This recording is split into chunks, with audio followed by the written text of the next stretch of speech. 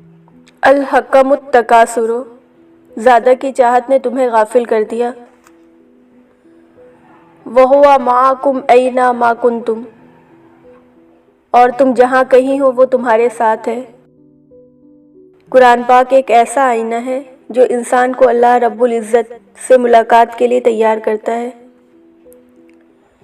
جو بھی پڑھتا ہے ہو جاتا ہے دیوانہ تیرا، جانے کیا بات ہے قرآن تیرے پاروں میں۔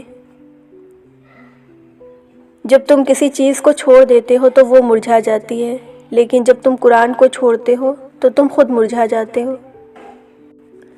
جو اللہ کو ہم سفر بنا لیتے ہیں انہیں سفر کبھی خوف زدہ نہیں کرتا۔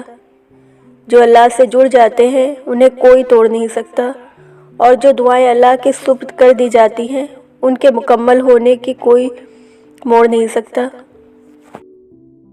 قبر کی تنہائی سے پہلے بھی قدرت ہمیں کئی بار تنہا کرتی ہے تاکہ ہم خالق کے حقیقی تعلق کو سمجھ سکیں۔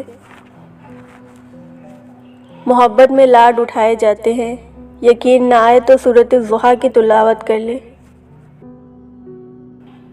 کتنی امید ہے نا اس آیت میں۔ ہم دیکھ رہے ہیں تمہارا بار بار آسمان کی طرف منہ کرنا، اور پھر مجھے یہ آیت مل گئی، اَلَا يَعْلَمُ مَنْ خَلَقَ، کیا وہی نہ جانے گا جس نے پیدا کیا۔ میں سوچتی تھی کہ اللہ کیوں فرماتا ہے کہ اگر وہ قرآن کو پہاڑ پر نازل کرتا تو وہ ٹوٹ جاتا۔ مجھے کبھی اس بات کی سمجھ نہیں آئی، مگر آج آ گئی۔ جانتے ہو پہاڑ کیوں ٹوٹتا؟